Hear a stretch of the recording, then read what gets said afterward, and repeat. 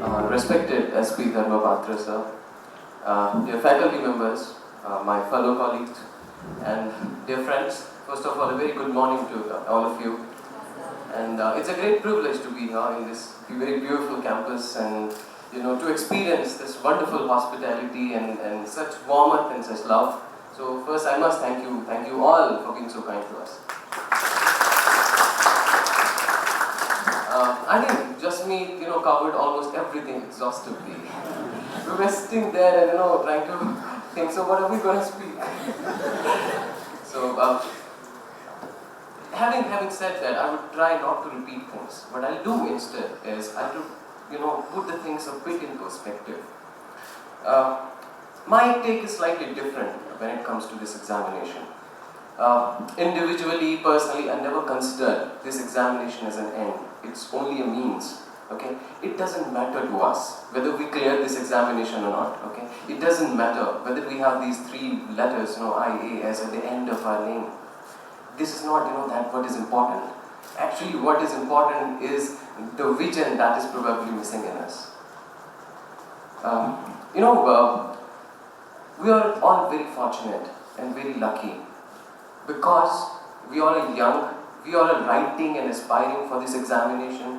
Many of you are aspiring to join the political executive. Okay. Now, why is this very crucial? Because the time in which our country is at present, it's probably, post-independence, the most crucial time that we have. We are staying on this huge demographic dividend. We are a very young country. More than half of our population is below 25 years of age. It's the time when most of the other developed countries and other countries are growing old.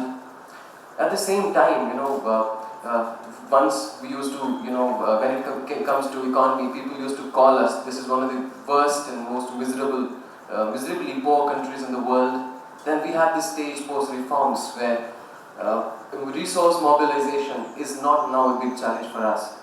We have had almost a decade of above 8% growth. And even today, when the world economy is in gloom, we still somehow, despite some problems, we are still one of the fastest emerging markets in the world. Today the world sees us as one of the biggest consumer markets. The world sees us as one of the biggest investment destination. The world sees us as one of the biggest resource pool for the world. Almost every month we add about 1 million people to our workforce. Similarly, when we compare our country with many other countries who were independent around the same time when we were, the kind of political system that we have evolved over time, the kind of institutions that we all have inherited, there is something people envy. There is something we are proud of. We have an institution like Election Commission. 2014 we had Lok Sabha elections, which was the ever largest democratic exercise in the history of humanity. And we do it with such poise, with such accuracy and fairness. We have an independent judiciary, at least at the apex level, which does its job so wonderfully well. We have institutions like UPSC, which ensure that the ideals or the right to equality, equality of opportunity, that it is there in the true terms. We belong to a nation where we have, somehow now ingrained in ourselves this concept of, the unity in diversity and diversity in unity, be it linguistic one, be it religious diversity, be it cultural diversity, be it the diversity in terms of our cuisine, in terms of our dressing, in terms of what we speak and what not. These are some of the things, which have been, truly the biggest achievements, biggest landmarks for us. But at the same time, the story of our country, the story of who we are, is not only about this positivity, it's also about something else. We are 70 years since the independence, yet we have almost one-fifth of our population living below poverty line. I cannot afford to only think about my seat in civil services when more than one-fifth of our population is actually living below poverty line. Because I have the privilege to appear in this examination when millions others like me, more talented than me, do not have the luxury even to sit and write for this examination.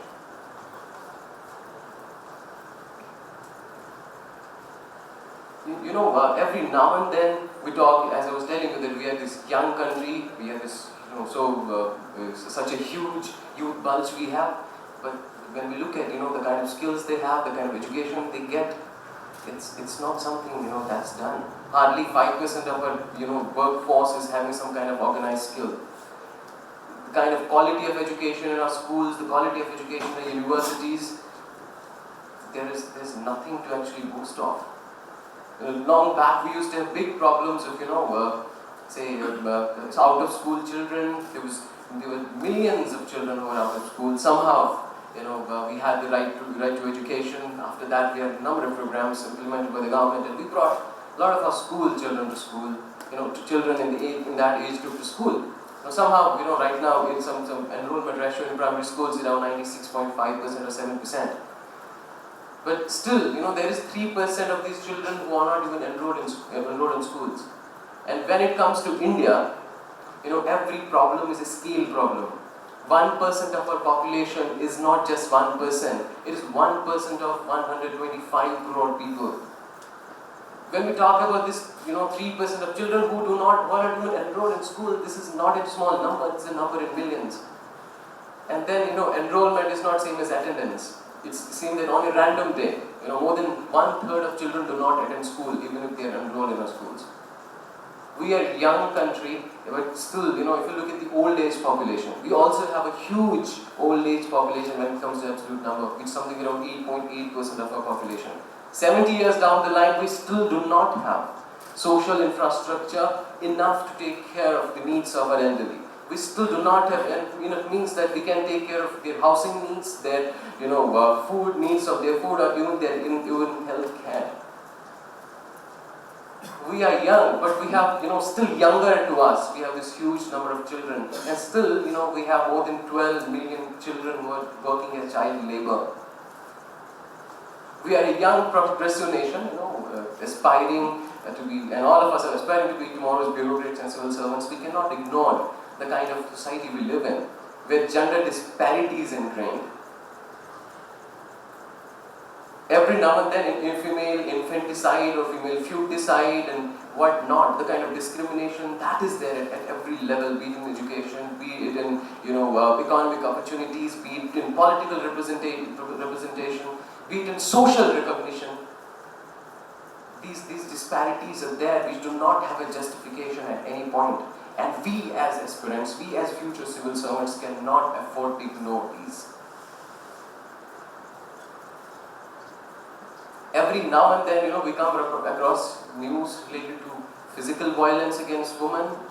Recently we had, you might have come across those news, 3 in Bulandshahr, and maybe you just name the city, you find every newspaper does, cover all these things. And we are reading the newspaper for UPSC, but we cannot afford to miss these headlines when we find that our sisters, mothers, they face this brunt every now and then. There's some statistics, reported statistics, which say that in India almost every 20 minutes one incident of rape happens. This is the reported one. Almost every 25 minutes one incident of kidnapping. Almost every 4 hours one dowry death.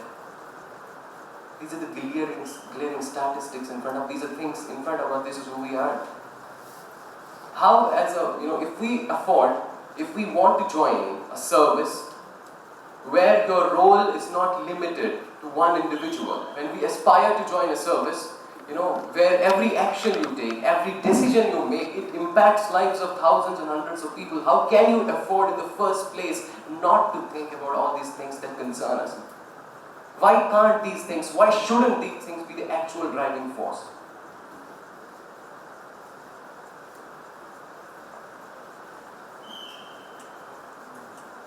I mean, every now and then, we have cleared the examination, got this rank or that rank. It's a fact that this actually doesn't matter. Okay? When we have hundreds and thousands of other examples, where people, despite odds, despite challenges, they held on to that path, they held on themselves with conviction because they had that longer ideal in mind, they had that longer goal in mind. And we ourselves cannot afford to, leave aside that longer ideal. I was telling yesterday at one place about we have this, I was writing my main examination, in fact, last year. So I had gone into the examination hall a bit early. Normally we have those wooden tools and chairs where you write your papers. What I observed was to my left there was a chair. Okay, it was a pushback chair. Okay, so I was a bit astonished. How come this very special chair is there? Who is this person who's going to sit on this chair? When everybody settled in, I found that there was a girl who sat on this chair, and she might have been pregnant by her 8th or early 9th month. That's the kind of conviction people have, that's the kind of dedication people have. And this dedication and this conviction simply cannot come because I want to join IAS, because there is something called a Lagbati that is inspiring me. It cannot be. There has to be a larger purpose. We have this wonderful lady in our country called Mary Kom, right? She's the one who broke hundreds and thousands of stereotypes. Unfortunately, we live in a society where we have not only inherited a lot of good things, but also a lot of stereotypes and a lot of prejudices. So people used to tell that girls cannot do it. She proved what? That girls can do it. Then people used to say that married women cannot do it. She proved it that even married women can do it. Then people used to say that mothers cannot do it. Then she proved it that even mothers can do it, and she's a six-time world champion.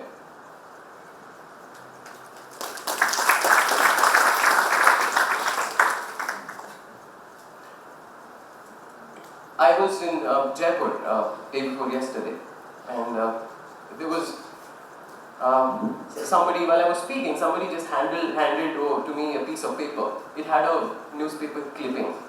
It said there's this lady called, I think, Parveen Banu. Okay, there was this girl called Parveen Banu.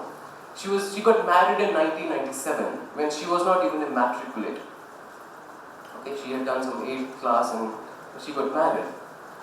And while after getting married, her in-laws, her husbands actually supported her, and her husband was very supportive.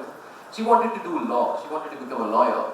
Okay, and in 2007, okay, she completed her LLB in 2007. And few days back, the result of Rajasthan Judicial Services came out, and she cleared Rajasthan Judicial Service examination as well. These are the lights, these are the guiding lights in front of our eyes. This year, Jasmeet got rank 3, he's a guy. I got rank 2, I'm a guy. Who topped the examination? A girl. And still, this is one examination. Everybody accepts it. At least 99% of the people do accept this, that this is one of the most competitive examinations that we have. Okay? We have girls topping this examination, and still, we all believe that, the girls can't do like boys can. Last year, out of top 5, 4 were girls. 5th was a boy. And we still think, dude, this is the kind of, the world and the kind of mentality we all have inherited. So, my whole point in telling you this is, do not take this examination, do not take this for granted, do not take this preparation so lightly. Consider it as a process that can help you grow, that can help you improve and change your mindset. At the end of these 2 years, you should not be the same misogynist, same chauvinist as you used to be. You should not be the same person who gets emotional at every remark on caste and every remark on religion. You should understand that there may be differences between people in terms of the religion, in terms of their caste, in terms of their gender, or whatever. But that difference does not make any person inferior or superior to other. You should make this a point in yourself that you will consider. If you have a sister at your home, you'll consider that she has equal rights when it comes to education, be it inheritance, be it every right that you have, she also has the similar rights. And when you as a girl, you should also understand this and make this point, tell this to yourself. You are a girl and you should be proud to be a girl. And being a girl does not make you in any way inferior to any goddamn boy on this earth. So my whole point in telling you all this is, this examination is such that you have 6 lakh people appearing in your preliminary examination. Ultimately, you need to get into that top 1,000. It's possible that even after appearing 7 times, you may not clear the examination. But my point is, it's not important to clear this examination. What is more important is to transform yourself through this process, so that in the end, even if I am not a civil servant, even if I am not an IAS, I'm a more reformed, more progressive, and more productive and contributing citizen of this country. That is what matters. That's what's important. So, I think that was the first part which I wanted to strongly emphasize upon. There are a lot of reasons why I was telling this to you.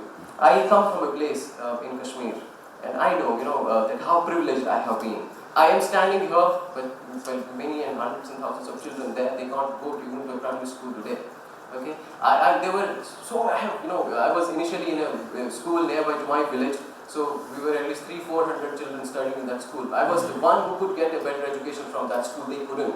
Okay. From that I could go to another better school, but the others couldn't. From that I could get into a good college, but others couldn't. From that I could get opportunity to prepare for this examination. My parents could afford whatever cost it was, but others couldn't. That is a privilege that I carry, and this privilege does only one thing to me. It puts that responsibility on my shoulders, that I don't take this for granted. I consider this service as an opportunity, this service as a responsibility, this service as a faith that the system and the people of this country have put on us. And I want all of you to also take it that way, to realize that privilege, to realize that responsibility from the very beginning.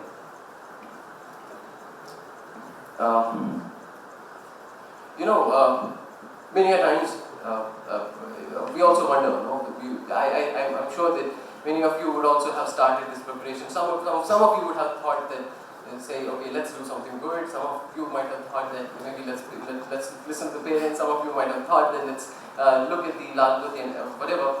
But what I want is that, doesn't matter where from you started, with what intention you started. But by now, when you're through the process, by now, when you have understood the country, when you have understood the demand of the world, when you have understood the need of the hour, it should change your mindset. It doesn't matter. If I started because I wanted to, the Lalpati, now I have to ensure, I should tell this to myself that Lalpati is not important for me, but maybe an ambulance that can help somebody, fetch a patient from his or her home to the hospital, that's more important. I think, that should be sufficient from my side, and I didn't want to bore you much. But yes, there would be, because in order to complete the whole ritual, because we were supposed to speak on mantra to clear UPSC. So I'll just share 3-4 simple tips with you. First tip is, don't let yourself be micromanaged. Okay, each one of us has a different strategy. Okay, if you talk to 10 different toppers, everyone will tell you something different. You did not, completely copy anyone's. Okay, always have this habit of also exploring yourself. For example, when you have to look at or choose an optional, if you narrow down to 3-4 optionals, you can study those optionals, 1 chapter, 2 chapters each, then find which one you are more comfortable in. Okay, so that would be a good thing. Discipline is very important. Jasmine emphasized it so well. Maintain consistency. Have a proper timetable of whatever you study. This will help you very much in the long run. And then one more thing is, this examination, somehow the current affairs forms the heart and soul of this examination, and rightly so. Because as civil servants, as future bureaucrats, we ought to know what is going on around us. How's our economy going? What are the major crises, major issues that the world is facing today? So all these things we need to know. We need to know them in the right perspective. For that, you need to be good at current affairs, both from exam point of view as well as for your own sake. Okay. For current affairs, newspapers are a very, very important source. I don't think there's an alternative to newspapers. Make it a habit that you read newspapers every day, you read them thoroughly, you make proper notes, you revise them periodically. Okay? So that is one thing. Another thing is, in this examination, long time back we used to hear this, practice makes a man perfect. And that's indeed true. In every stage of this examination, you require practice. Do practice questions for your preliminary examination, write a test series. Also for your main examination, practice questions as much as you can. You can join a test series, whatever you want. So that is one more thing. Finally, the last thing that I wanted to tell you is again the same thing. Stay motivated, stay committed. Take things in positive perspective. Be a positive and passionate person. That is what's more important. Okay. Thank you so much, and I'm sure that you have a great time. Thank you.